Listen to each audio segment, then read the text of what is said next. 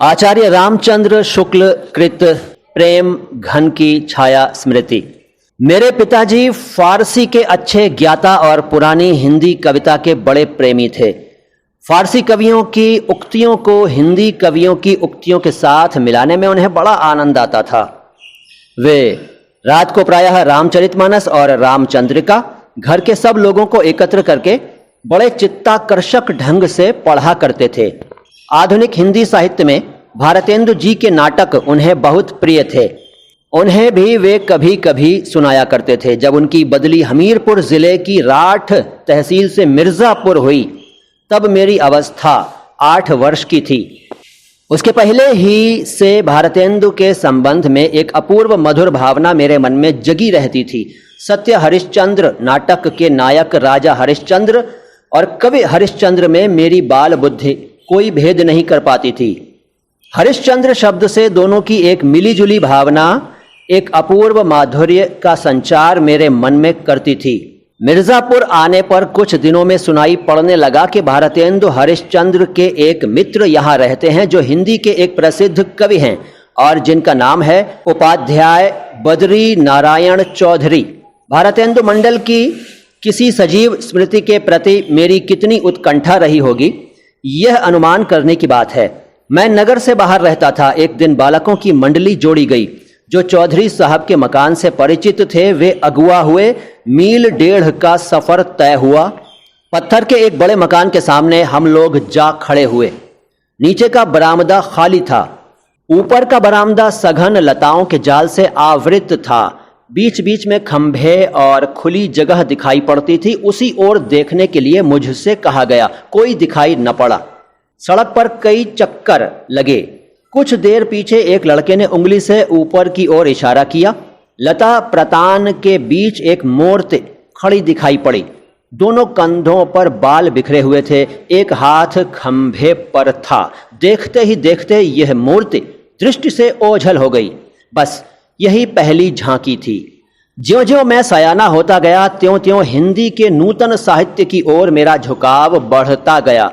Queen's college में पढ़ते समय स्वर्गीय बा रामकृष्ण वर्मा मेरे पिताजी के सहपाठियों में थे।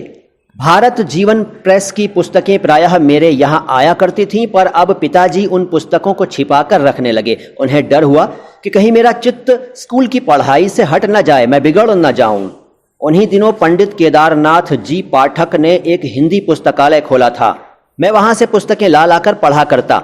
एक बार एक आदमी साथ करके मेरे पिताजी ने मुझे एक बारात में काशी भेजा।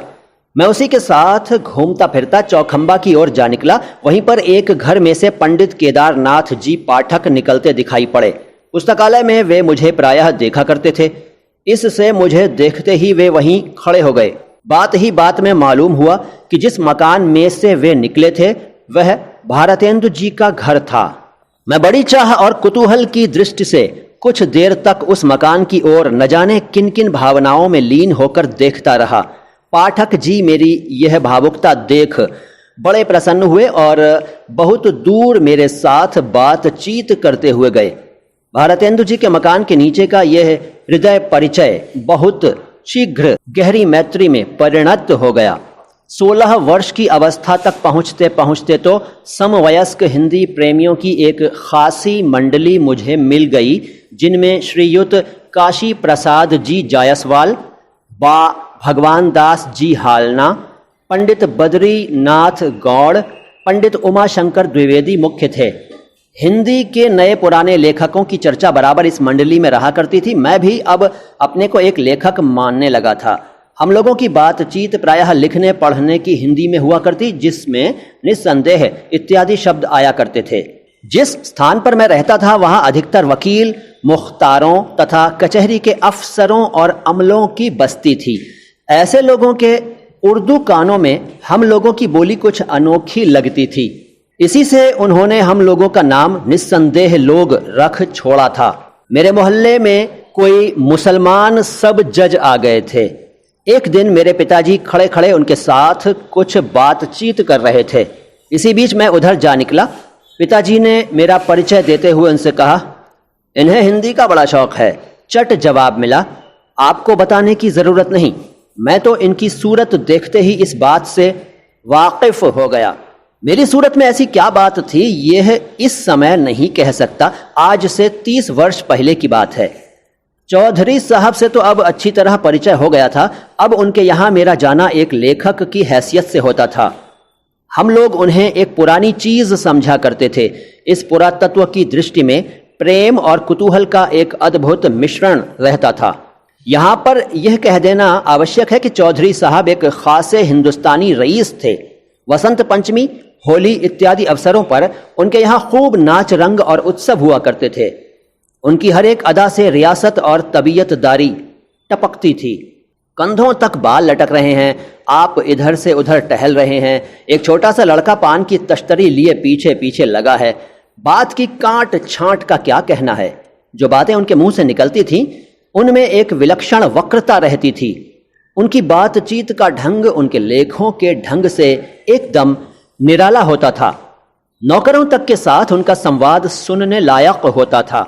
अगर किसी नौकर के हाथ से कभी कोई गिलास वगैरह गिरा तो उनके मुंह से यही निकला कि कार है, बचा तो नहीं।